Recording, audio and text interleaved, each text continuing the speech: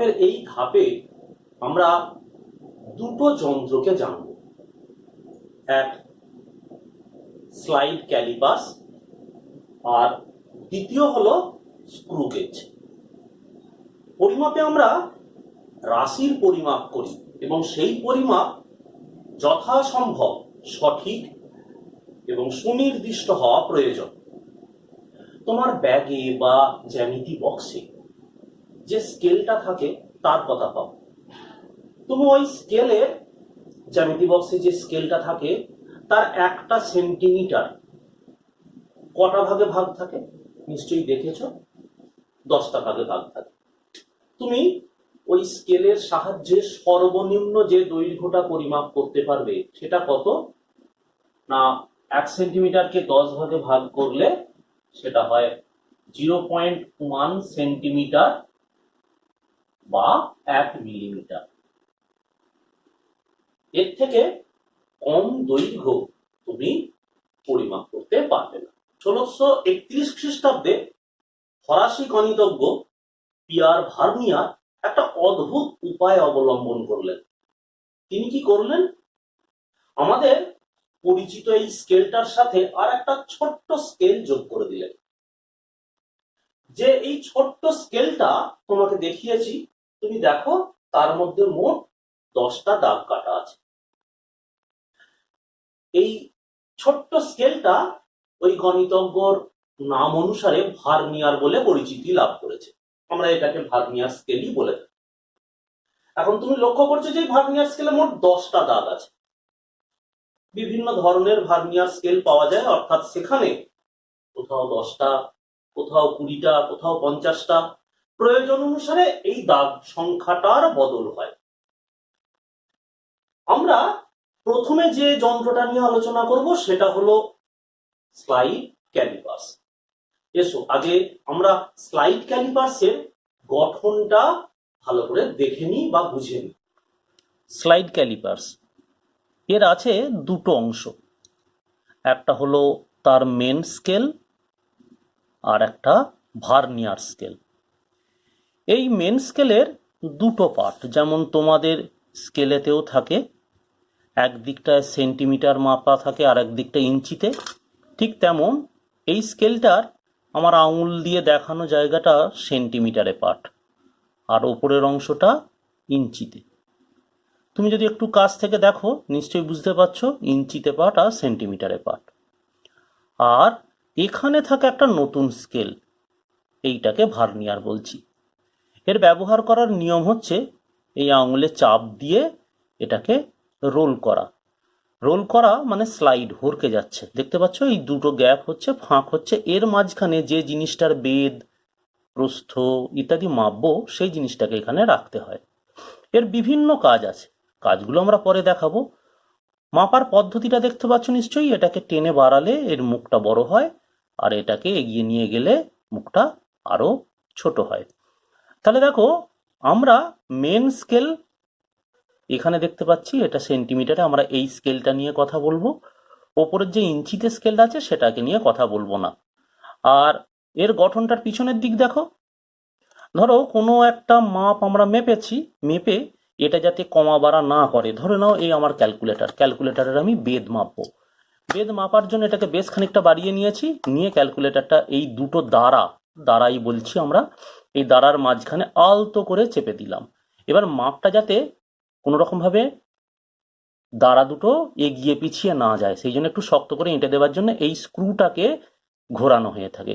স্ক্রুটা শক্ত হয়ে এঁটে গেল, তার মানে এই দাঁড়া দুটো আর এগিয়ে পিছিয়ে গিয়ে আমার যে মাপটা নেওয়া হয়েছে সেই মাপটায় কোনো সমস্যা তৈরি করবে না। এখন আমাদের দেখার দরকার এরা যে স্কেলটা, দ্বিতীয় যে আর একটা স্কেলের কথা বলেছি, এই যে দ্বিতীয় একটা স্কেল ছোট করে দেখতে পাচ্ছ নিশ্চয়ই, এটা কিভাবে কাজ করে, কেমন তার অবস্থান, এই ঘটনাগুলো একটু খুব কাছ থেকে দেখি। এবার কাছ থেকে দেখো, তুমি নিশ্চয়ই দেখতে পাচ্ছ তলার দিকে এখানে একটা স্কেল আছে, তলার দিকে এখানে একটা স্কেল আছে, লক্ষ্য করতে পারছো, এটা হচ্ছে ভার্নিয়ার স্কেল। আর দেখো এটা হলো মেন স্কেলের 0 দাগ। এখন লক্ষ্য করো ভার্নিয়ার স্কেলের 0 দাগ আর মেন স্কেলের 0 দাগ দুটো এক রেখায় আছে, খেয়াল করো। ভালো করে দেখো, ভার্নিয়ার স্কেলের 0 দাগ আর মেন স্কেলের 0 দাগ দুটো এক রেখায় আছে। তুমি যখন প্র্যাকটিক্যাল করবে তোমাকে কিন্তু খালি চোখেই এই কাজগুলো করতে হবে। এবার লক্ষ্য করো, মেন স্কেলের 0 দাগ আর ভার্নিয়ারের 0 দাগ এক রেখার পর ভার্নিয়ারে কটা দাগ আছে লক্ষ্য করো। তুমি যদি গুনতে শুরু করো 0, 1, 2, 3, 4, 5, 6, 7, 8, 9, 10, 10টা দাগ।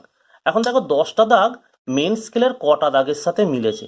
তুমি যদি এখান থেকে শুরু করো, তুমি যদি গুনতে থাকো, এটা হলো মেন স্কেলের, এই যে দেখতে পাচ্ছ, ভালো করে লক্ষ্য করো আমাদের এই গঠনটা দেখো, আর মেন স্কেলের কত নম্বর দাগের সাথে ওটা মিলেছে লক্ষ্য করো। যেখানে 1 লেখা আছে সেই একটা লেখা আছে ঠিক 9 নম্বর দাগের ওপরে। এই যেখানে লেখা আছে এইটা, আশা করি দেখতে পাচ্ছ।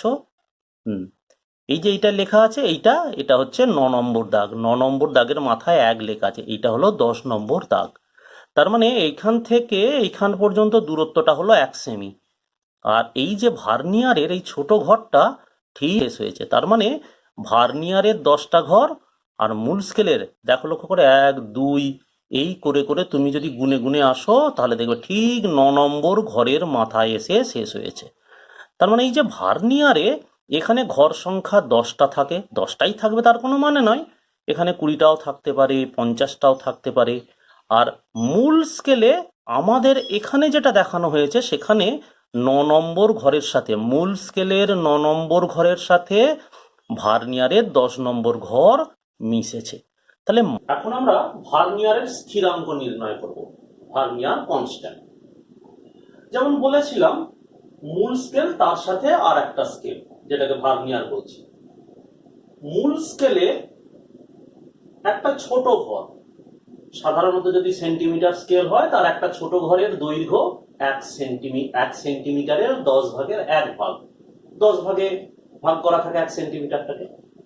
তাহলে মূল স্কেলের একটা ছোট ঘরের দৈর্ঘ্য হচ্ছে 0.1 সেন্টিমিটার বা 1 মিলিমিটার। আমি সেই জায়গাটাকে এস একক লিখেছি। এই ছোট একটা ঘরের দৈর্ঘ্য এস একক, স্কেলটা সেন্টিমিটারে না হয়ে ইঞ্চিতেও হতে পারত। যাই হোক, এখানে যে ভার্নিয়ার তুমি দেখতে পাচ্ছ এখানে 10টা ঘর কাটা আছে। এখন ভার্নিয়ারে 10টা ঘর নাও থাকতে পারে। আমরা এখন যেটা দেখতে চলেছি ভার্নিয়ারের একটা ঘর আর মূল স্কেলের একটা ছোট ঘর, এই দুইয়ের মধ্যে দৈর্ঘ্যের পার্থক্য কত, সেই দৈর্ঘ্যের পার্থক্যটাই হলো ভার্নিয়ার স্থিরাঙ্ক। তার মানে আমরা মূলত বার করতে চলেছি কি, মূল স্কেলের একটা ক্ষুদ্রতম ঘরের দৈর্ঘ্য আর ভার্নিয়ারের একটা ক্ষুদ্রতম ঘরের দৈর্ঘ্য, এ দুইয়ের অন্তর মানে পার্থক্য। ছবি অনুসারে 10টা মূল স্কেলের ছোট ছোট ঘর, মানে মূল স্কেলের 9টা ছোট ছোট ঘর আর ভার্নিয়ারের 10টা ঘর লক্ষ্য করে দেখো দৈর্ঘ্যের সমান। এখন এই বিষয়টাকে একটা সাধারণ রূপ দেবার চেষ্টা করা হয়েছে। ভার্নিয়ারের 10টা ঘর মূল স্কেলের 9টা ঘরের সমান। এটা তো এই উদাহরণের জন্য প্রযোজ্য, উদাহরণ তো ভিন্ন ভিন্ন হতেই পারত। এই স্কেলে ঘর সংখ্যা, ভার্নিয়ারে ঘর সংখ্যা 20 হতে পারত, 50 হতে পারত। এই কথাটা মাথায় রেখে একটা সাধারণ রূপ দেওয়া হয়েছে। ভার্নিয়ারের n ঘরের দৈর্ঘ্য, মানে এই যে টোটাল ঘর সংখ্যা 10টা না বলে তার জায়গায় n ঘর বলেছি, n ঘরের দৈর্ঘ্য। আর মূল স্কেলের কতটা দৈর্ঘ্যের সমান না, মূল স্কেলটার m ঘরের দৈর্ঘ্য, যেটা ছবিতে দেখতে পাচ্ছ 9টা, ওটা 9টা না হয়ে অন্য কিছু সংখ্যাও হতে পারত। তাহলে মূল স্কেলের m ঘরের দৈর্ঘ্য। তাহলে ভার্নিয়ারের একটা ঘরের দৈর্ঘ্যটা কি, এই nটা সেটা m এর সাথে ভাগ হয়ে গেছে মূল স্কেলের m/n ঘরের দৈর্ঘ্য। এখন কথাটাকে মূল স্কেলের m/n ঘরের দৈর্ঘ্য কথাটাকে কেমন ভাবে ভাগ লিখেছি দেখো, m/n গুণিতক মূল স্কেলের একটা ঘরের দৈর্ঘ্য বা এক ঘরের দৈর্ঘ্য। এখন এক ঘরের দৈর্ঘ্যটা কি, সে তো এস একক, ক্ষুদ্রতম ঘর মানেই তো সেই একটা ঘর, এস একক। এই মূল স্কেলের এক ঘরের দৈর্ঘ্যের জায়গায় লিখে দিয়েছি এস একক। তাহলে গোটা বিষয়টা লক্ষ্য করো, ভার্নিয়ারের একটা ঘরের দৈর্ঘ্য হলো m/n ইন্টু এস একক। এইবার ভার্নিয়ারের একটা ঘর পেয়ে গেছি, একটা ঘরের দৈর্ঘ্য, এই ভার্নিয়ারের একটা ঘরের দৈর্ঘ্য পেয়ে গেছি। আবার মূল স্কেলের একটা ঘরের দৈর্ঘ্য, সেটা তো এস একক। তাহলে ভার্নিয়ার স্থিরাঙ্ক হলো মূল স্কেলের এক ঘরের দৈর্ঘ্য বিয়োগ ভার্নিয়ারের এক ঘরের দৈর্ঘ্য। এবার মূল স্কেলের একটা ঘর মানে এস একক, আর ভার্নিয়ারের একটা ঘর মানে m/n এস একক। তাহলে দেখো এখান থেকে এসটাকে যদি কমন নিই তাহলে এভাবে লেখা যায়, আর আরো একটু সরলীকরণ করলে এইভাবে। মাথায় রেখো, ওই ভার্নিয়ার কনস্ট্যান্ট এই সূত্রটা দিয়ে অনেক সময় এমসিকিউ বা প্র্যাকটিক্যালে তোমাকে গণনা করতে হবে, এই অংশটা বা এই সূত্রটা আমাদের প্রয়োজন। এবার এসো আমরা যদি স্লাইড ক্যালিপার্সের সাহায্যে কোনো দৈর্ঘ্য পরিমাপ করি। দৈর্ঘ্য পরিমাপ করতে গেলে সবার আগে যেটা তোমার প্রয়োজন সেটা হলো এই দ্বারা দুটো যখন পরস্পরের সাথে স্পর্শ করে আছে সেই সময় ভার্নিয়ারের জিরো আর মূল স্কেলের জিরো এক রেখায় আছে কিনা।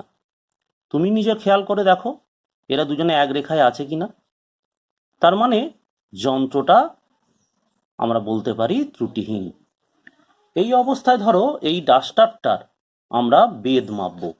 মাপার জন্য করতে হয় কি, যন্ত্রটার এই দ্বারা দুটোকে বেশ খানিকটা আগে সরিয়ে নিতে হয়। সরিয়ে নেওয়ার পর এভাবে ডাস্টারটাকে রেখে তারপর আস্তে আস্তে চাপ দিয়ে এই দুই দিকটাকে বেধটাকে মাপতে হয়। বেধটা তো মাপা হলো, এবার এসো এর দৈর্ঘ্যটা কত পেলে। তুমি দেখো ভার্নিয়ারের জিরো কি হয়েছে না, ভার্নিয়ারের জিরো সেটা হয়েছে কি 4.1, এইটাকে অতিক্রম করেছে। নিশ্চয়ই দেখতে পাচ্ছ ভার্নিয়ারের জিরোটা মূল স্কেলে 4.1 ঘর এটাকে অতিক্রম করেছে। তার মানে এই পার্টটা হলো 4.1 সেমি মূল স্কেল পার্ট। এবার এসো ভার্নিয়ারের। তা তুমি খেয়াল করো তো কোন দাগটা একেবারে মূল স্কেলের একটি ঘরের দাগের সাথে মাথায় মাথায়। ভার্নিয়ার যুক্ত স্কেলের সাহায্যে আমরা দৈর্ঘ্যের পরিমাপ করব কিভাবে। যেমন তুমি দেখেছো স্লাইড ক্যালিপার্সে এই ভার্নিয়ার যুক্ত স্কেলটাকে দৈর্ঘ্য বরাবর অর্থাৎ মূল স্কেলের দৈর্ঘ্য বরাবর বা মূল স্কেল বরাবর এগিয়ে বা পিছিয়ে নিয়ে আসা হয়। ধরো আমরা একটা সেন্টিমিটার স্কেল ব্যবহার করছি যেখানে ভার্নিয়ারে ঘর সংখ্যা 10 আর সেটা মূল স্কেলের 9 ঘরের সাথেই মেশে। তাহলে দেখো সেন্টিমিটার স্কেল, একটা ক্ষুদ্রতম ঘরের দৈর্ঘ্য 0.1 সেন্টিমিটার, ভার্নিয়ারের ঘর সংখ্যা 10, মূল স্কেলের ঘর সংখ্যা 9 এর সাথে মেলে। তাহলে ভার্নিয়ার কনস্ট্যান্ট কত না, ভার্নিয়ারের ঘর সংখ্যা 10, মূল স্কেলের ঘর সংখ্যা 9 আর এর একটা ক্ষুদ্রতম ঘর 0.1 সেন্টিমিটার। তাহলে আমরা হিসেবটা করলে পাবো 0.01 সেন্টিমিটার, যেটাকে আমরা বলছি ভার্নিয়ার কনস্ট্যান্ট বা ভার্নিয়ার স্থিরাঙ্ক। যখন আমরা কোন দৈর্ঘ্যের পার্ট নেব তখন আমরা লক্ষ্য রাখবো ভার্নিয়ারের প্রথম অর্থাৎ 0 দাগের ঘরটা। এখানে ভার্নিয়ার 0 থেকে শুরু আর 10-এ গিয়ে শেষ। এই 0 দাগটা মূল স্কেলের কোন দাগটাকে অতিক্রম করেছে সেটা লক্ষ্য করব। দৈর্ঘ্য মাপতে গিয়ে আমরা যখন এই ভার্নিয়ারটাকে সরাচ্ছি, তা তুমি খেয়াল করো না ভার্নিয়ারের এই ঘরটা মূল স্কেলের দেখো 0.9 সেমি, ঠিক 1 সেমিটাকে অতিক্রম করেনি, আবার 0.9টাকে অতিক্রম করে গেছে। অতিক্রম করে সামান্য খানিকটা অংশ তুমি লক্ষ্য করে দেখো যে এগিয়ে গেছে। এই যে ডট ডট লাইনটা যদি দিই তাহলে তুমি দেখো এতটা অংশ এগিয়ে গেছে। তাহলে ওই দৈর্ঘ্যটা বাড়তি, ওই বাড়তি দৈর্ঘ্যটার পার্ট দেয় ভার্নিয়ার। তাহলে মূল স্কেলের পার্ট কত, এই যে মূল স্কেল না ভার্নিয়ারের 0টা যে দাগটাকে অতিক্রম করে যাবে বা যে দাগের মাথায় মাথায় সোজাসুজি থাকবে সেটা হলো মূল স্কেল পার্ট। লিখবার জন্য একটা ছক ব্যবহার করতে হয়। তাহলে মূল স্কেলের পার্ট আমরা লিখতে পারি 0.9, অবশ্যই এককটা দিয়ে দেবে সেন্টিমিটার, 0.9 সেন্টিমিটার। এবার ভার্নিয়ারের পার্ট কত? ভার্নিয়ারের পার্ট দেখার সময় তুমি ভার্নিয়ারের প্রতিটা ঘরকে লক্ষ্য করো, মূল স্কেলের কোনো না কোনো একটা ঘরের সাথে একেবারে এভাবে থাকবে, একদম মাথায় মাথায়। আর সেক্ষেত্রে দেখো 9 নম্বর দাগটা 0, 1, 2, 3, 4, 5, 6, 7, 8, 9, এই 9 নম্বর দাগটা দেখো মূল স্কেলের সাথে একেবারে মাথায় মাথায়। মাথায় রেখো লম্বন ভ্রম যেন না হয়, তোমার দৃষ্টি যেন স্কেলের উপর একেবারে লম্ব ভাবে গিয়ে পড়ে। তাহলে ভার্নিয়ারের পার্ট সেটা হলো গিয়ে 9। 9 একটা কিন্তু সংখ্যা, এখানে কোনো একক বসাবে না। তাহলে আমরা যে দৈর্ঘ্যটা ভার্নিয়ার যুক্ত স্কেলে সাহায্যে পরিমাপ করছি বা স্লাইড ক্যালিপার্সে পরিমাপ করছি, তার মোট পার্ট কি না, মোট পার্ট সমান মূল স্কেলের পার্ট, এখানে ভার্নিয়ারের পার্ট, তার সাথে ভার্নিয়ার স্থিরাঙ্কের গুণ। তার মানে আমরা পার্টটা কত পাবো যদি এটাকেই হিসেব করা হয়? মূল স্কেলের পার্ট কত? 0.9 সেমি। ভার্নিয়ারের পার্ট কত? 9। ভার্নিয়ার স্থিরাঙ্ক যেটা কিনা সেমি। তার মানে তুমি এটা গণনা করলে পাবে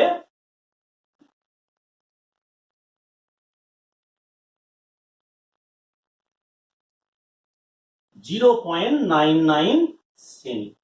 তার মানে এভাবে ভার্নিয়ার যুক্ত স্কেলে আমরা পার্ট নিয়ে থাকি। স্লাইড ক্যালিপার্সে যখনই আমরা পরিমাপ করব তখন দেখা দরকার শূন্য দাগ আর মূল স্কেলের শূন্য দাগ মাথায় মাথায় আছে কিনা। যদি আমরা দেখি শুরুতেই দ্বারা দুটো পরস্পরের সাথে মিলে আছে, অথচ দাগটা শূন্য দাগ থেকে একটু এগিয়ে আছে, তার মানে বুঝতে হবে যন্ত্রটাতে ত্রুটি আছে। সেক্ষেত্রে আমি যেটা দেখাচ্ছি, এই মাথা দুটো যদি থেকে থাকে, এখানে ফাঁক হয়ে আছে সেটা বোঝানোর জন্য করেছি আমি, যদি এই মাথা দুটো থেকে থাকে অথচ দেখো যদি ভার্নিয়ারের একটা ঘর আর শূন্য দাগ, মূল স্কেলের শূন্য আর ভার্নিয়ারের শূন্য যদি পরস্পর মাথায় মাথায় না থাকে, তাহলে এই ত্রুটিটাকে আমরা বলবো পজিটিভ ত্রুটি। সেক্ষেত্রে আমরা পরিমাপ করা মাপ থেকে ত্রুটি বাদ দিই।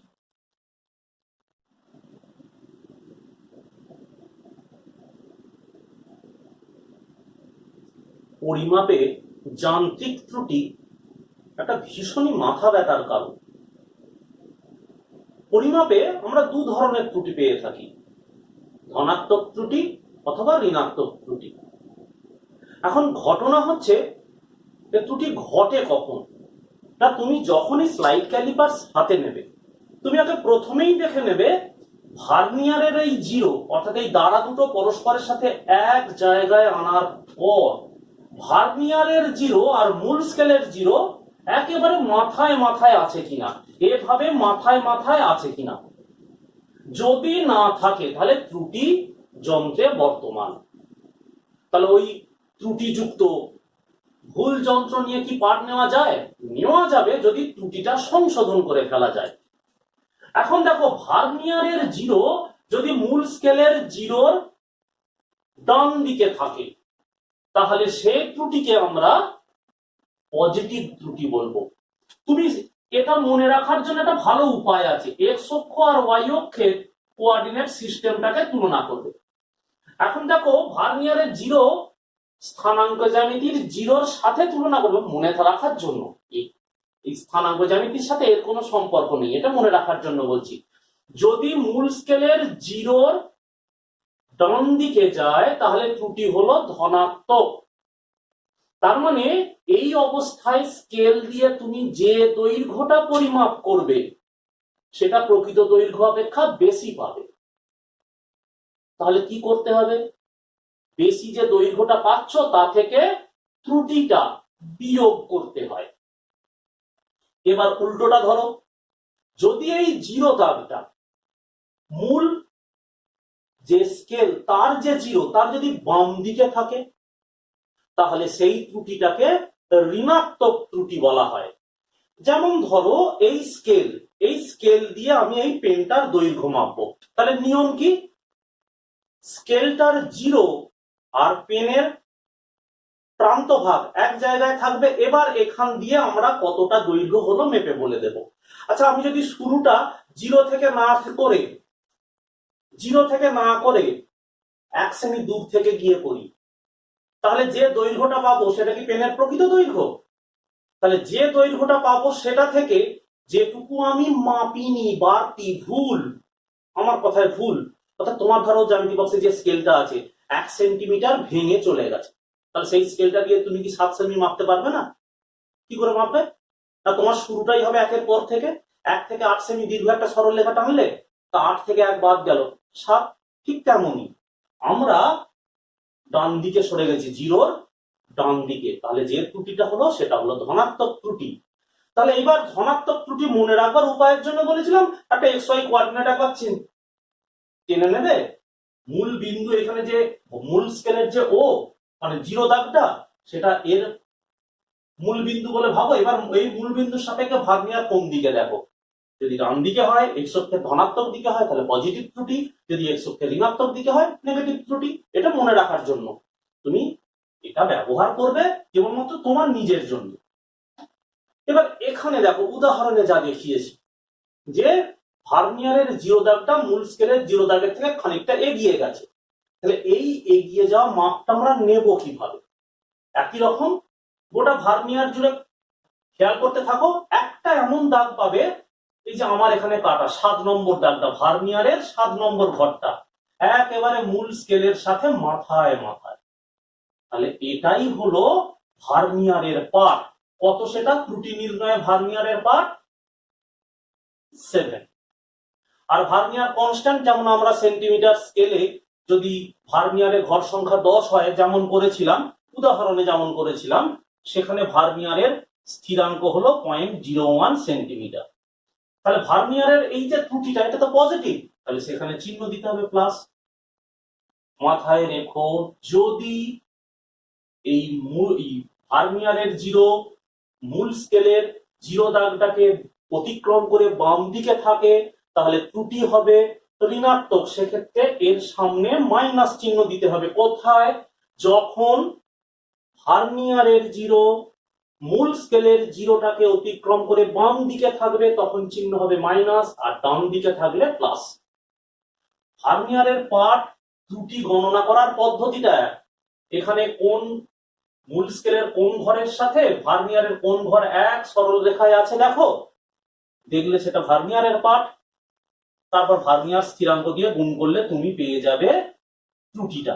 এখানে উদাহরণস্বরূপ ত্রুটি হলো 0.07 সেন্টিমিটার। এবার পাঠের সংশোধন কিভাবে হবে? পাঠের সংশোধন অর্থাৎ সংশোধিত পাঠ স্লাইড ক্যালিপার্স ব্যবহার করে আমরা এই কৌটোর মুখের ব্যাসটাও মাপতে পারবো। কিভাবে দেখো, এটাকে একটু বাড়িয়ে নিলাম, বাড়িয়ে নিয়ে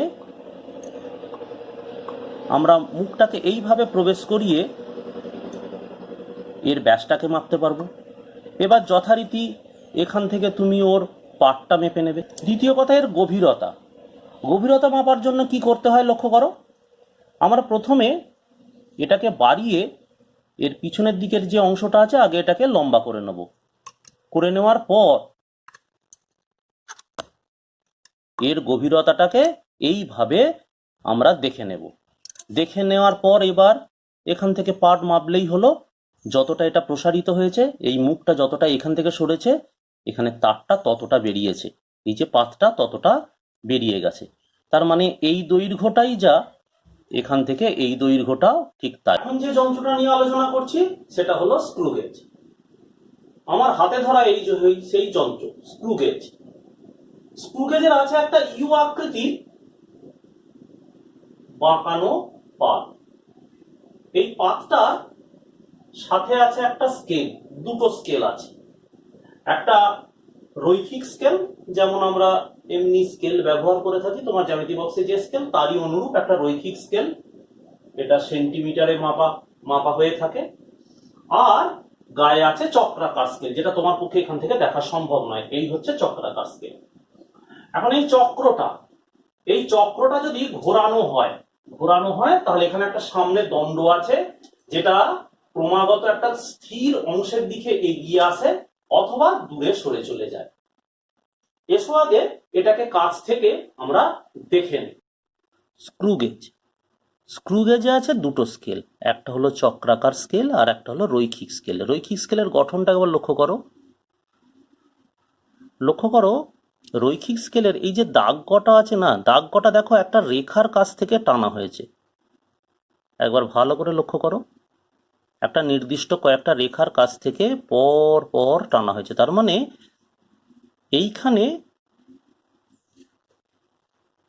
এইখানে যে স্কেলটা আছে এটা হলো রৈখিক স্কেল, আর এটা আছে চক্রাকার স্কেল। চক্রাকার স্কেলের ঘর সংখ্যাটা একবার দেখো, লক্ষ্য করো। 0 থেকে শুরু, 0 থেকে এই আমরা যদি ঘোরাতে থাকি 20, 40, 60, 80, আবার 100। এখন চক্রাকার স্কেলের যখন মাপ নেওয়া হয়, এই যে দাগগুলো দেখতে পাচ্ছ ঘন দাগ, এই দাগগুলোর কোনো একটা ওই স্কেলের যে কাটা দাগ তার সাথে সাথে মাথায় আসে একদম। এই যে কাটা দাগটা, এই কাটা দাগটার সাথে এর মাথায় আসে, তখন আমরা চক্রাকার স্কেলের পাঠ নিই। তাহলে গঠনটা হলো এটাকে আস্তে আস্তে আমরা ঘোরালে এটা এগিয়ে যায়। এগিয়ে গেলে আমরা কি করতে পারবো, যেমন ধরো এই কম্পাসটার এই কাঁটাটার ব্যাস কত, এখান থেকে আমরা নিয়ে নেব মূল স্কেল পাঠ আর চক্রাকার স্কেল পাঠ, তাহলেই এর পরিমাপ সম্ভব। পুরো এক দাগ বরাবর আছে। এবার খেয়াল করো, 0টাকে যদি পূর্ণ একটা পাক দেওয়া হয় তাহলে কি ঘটে। 0-র পর আসছে দেখো 20, 30 নয়, এটা 40, 60, 80 এবং 100। 100 মানে সেই 0। তাহলে তুমি কি দেখলে, চক্রাকার স্কেলটা কি হলো, পুরো একটা ঘর সরে এলো রৈখিক স্কেল বরাবর। আর একবার দেখে নাও।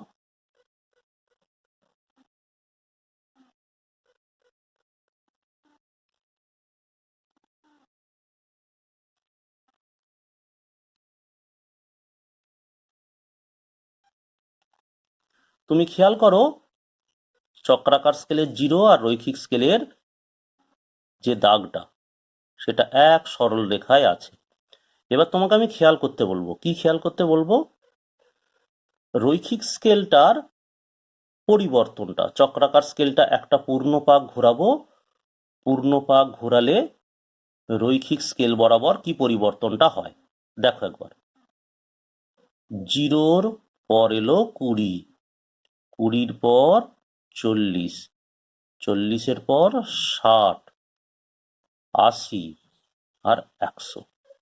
তাহলে তুমি কি দেখলে, এই রৈখিক স্কেল বরাবর চক্রাকার স্কেলটা পিছিয়ে এলো পুরো একটা ছোট্ট ঘর। তার মানে এই ছোট্ট ঘরটা হলো এই স্ক্রু গেজের স্ক্রু পিচ। তাহলে তুমি ভাবো, এটা যদি পূর্ণ এক পাক দেওয়া মানে 100টা ঘর অতিক্রম করা চক্রাকার স্কেলে। তাহলে এই যে চক্রাকার স্কেলের গায়ে এত ক্ষুদ্র ক্ষুদ্র ঘর টানা আছে, তার একটা ঘর অতিক্রম করলে এটা রৈখিক স্কেল বরাবর কতটা সরবে, সেটাকেই বলা হয় চক্রাকার স্কেলের লঘিষ্ঠ ধ্রুবক বা লিস্ট কাউন্ট। ঘর সংখ্যা 100 হতে পারে, 50 হতে পারে। আমার কাছে যে স্কেলটা আছে তুমি দেখলে সেখানে ঘর সংখ্যা আছে 100। এটা যদি একটা পূর্ণ পাক দেওয়া হয়, আমরা যখনই লক্ষ্য করব পাঠ নেব তখনই দেখব মূল স্কেলটার উপর, মূল রৈখিক স্কেলটার উপর একটা হালকা সরু দাগ টানা আছে। চক্রাকার স্কেলের 0 এই যে দাগটা টানা আছে সেই সরু সুতোর মতো দাগটার ওপরেই সেটা থাকে।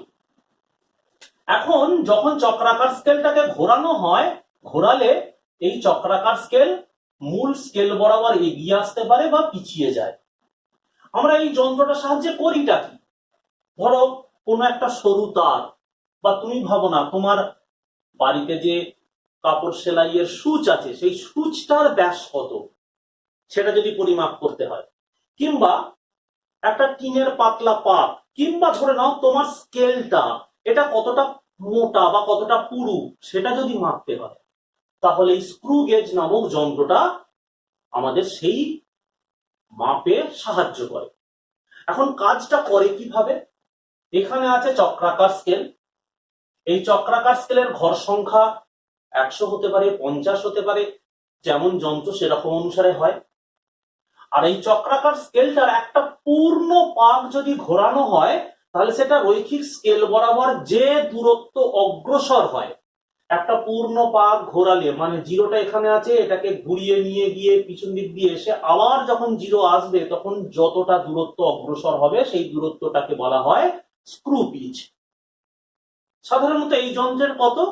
সাধারণত এই যন্ত্রে এটাকে পূর্ণ এক পাক ঘোরালে এই চক্রাকার স্কেল এই ছোট্ট একটা যে ঘর আছে ওই ততটা দূরত্ব পার হয়। ছোট একটা ঘরটা কত না, এই ঘরটা 1 সেন্টিমিটারের 10 ভাগের 1 ভাগ, মানে প্রায় 0.1 সেন্টিমিটার।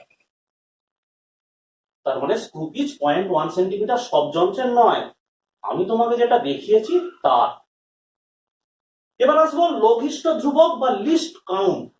স্ক্রু গেজের সব থেকে কম মাপ কত পাওয়া যেতে পারে না, স্ক্রু পিচ আর এখানকার ঘর সংখ্যা।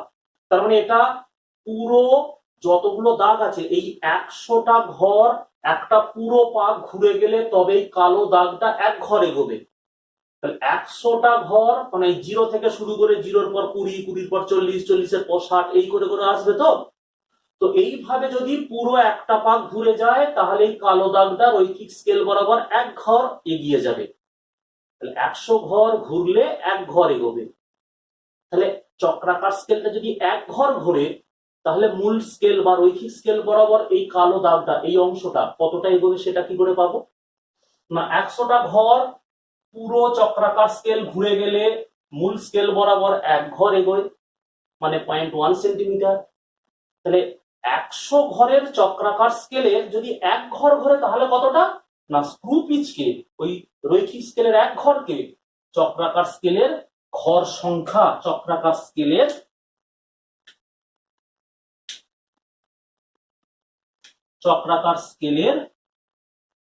ঘর সংখ্যা দিয়ে ভাগ করলেই আমরা পেয়ে যাব লঘিষ্ঠ ধ্রুবক বা লিস্ট কাউন্ট। সাধারণত করা হয় কি, যে বস্তুটাকে পরিমাপ করতে হয় সে বস্তুটাকে এখানে রাখতে হয়। ধরে নাও একটা টিনের পাত, এইবার এই চক্রাকার স্কেলটাকে ধীরে ধীরে ঘোরালে এই নাটটা ক্রমশ এগিয়ে আসে। একটা সময় নাটটার উপর এই দুই প্রান্তটা চেপে বসে।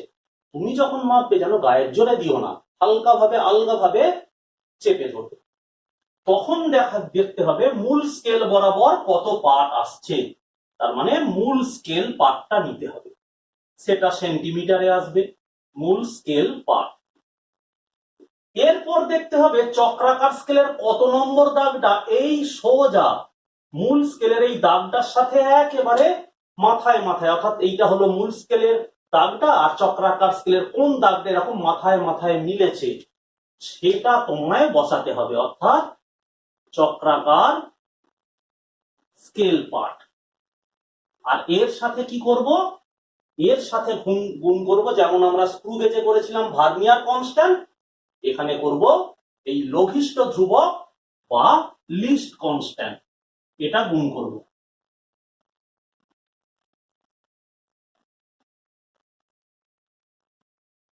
তাহলে লঘিষ্ঠ ধ্রুবক গুণ করলে আমরা কি পাবো, মোট পার্ট।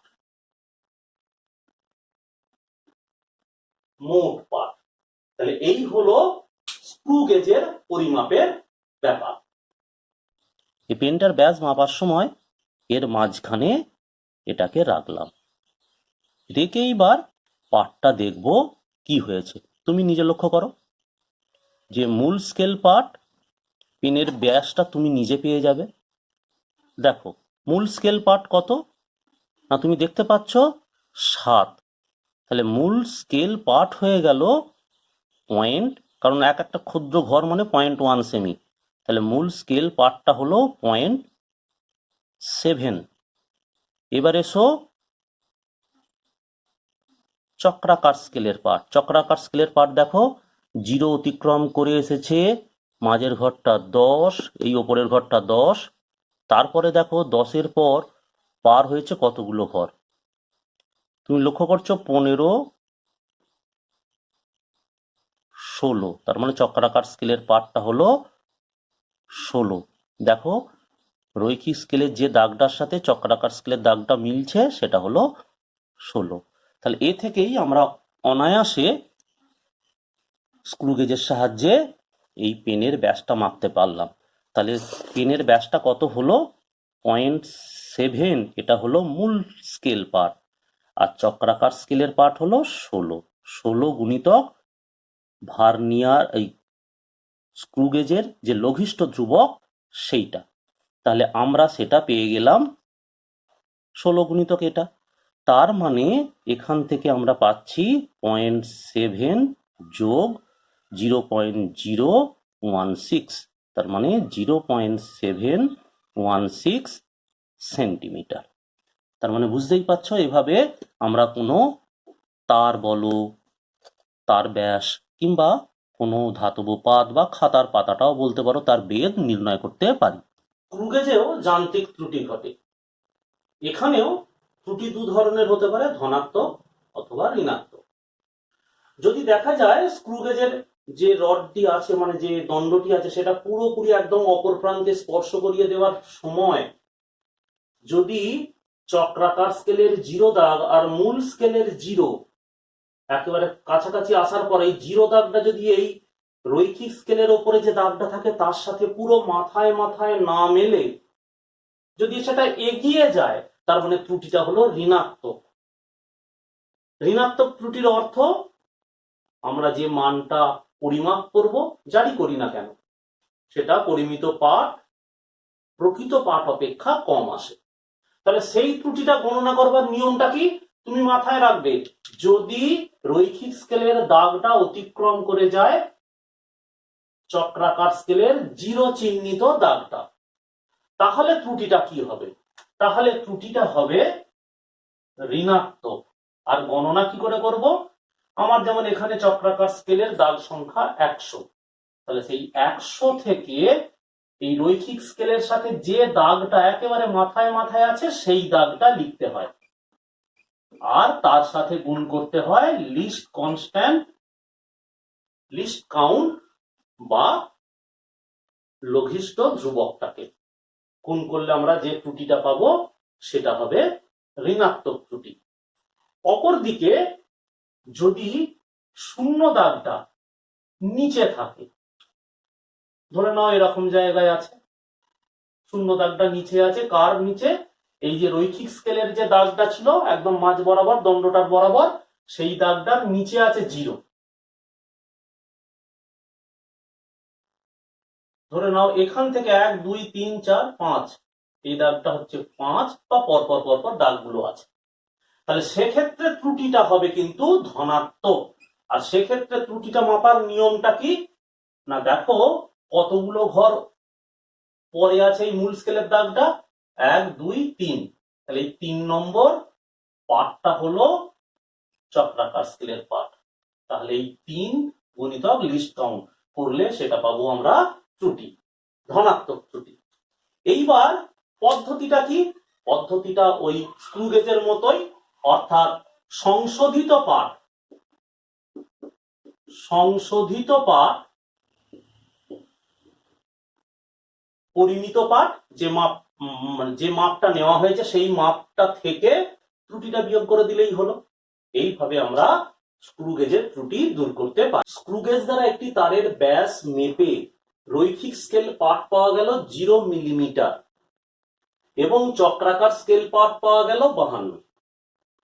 তাহলে চক্রাকার স্কেলের মোট ঘর সংখ্যা 100 এবং স্ক্রু পিচ 1 মিলিমিটার, তাহলে ওই তারের ব্যাস কত? অঙ্কটা সমাধান করার পদ্ধতি দেখো। প্রথমে আমাদের লিস্ট কাউন্ট বা লঘিষ্ঠ ধ্রুবকটা বার করতে হয়। তাহলে স্ক্রু পিচকে মোট ঘর সংখ্যা দিয়ে ভাগ করে দিলাম। 1 মিলিমিটার হলো স্ক্রু পিচ, তুমি নিশ্চয়ই দেখতে পেয়েছো যে স্ক্রু পিচ 1 মিলিমিটার, তাহলে 1 মিলিমিটার বাই 100, তাহলে কত পেলাম? 0.01 মিলিমিটার। এরপর আসছে মূল স্কেল পার্ট। মূল স্কেল পার্ট দেওয়া আছে 0 মিলিমিটার, চক্রাকার স্কেল পার্ট 52, তাহলে মোট পার্টটা কত? মূল স্কেল পার্ট প্লাস চক্রাকার স্কেল পার্ট গুণিতক লিস্ট কাউন্ট। তাহলে এবার দেখো মূল স্কেল পার্ট 0, চক্রাকার স্কেল পার্ট 52, আর তুমি লঘিষ্ঠ ধ্রুবক যেটা বসিয়ে দিলে 0.01, তাহলে গুণ করে পেলাম 0.52 মিলিমিটার।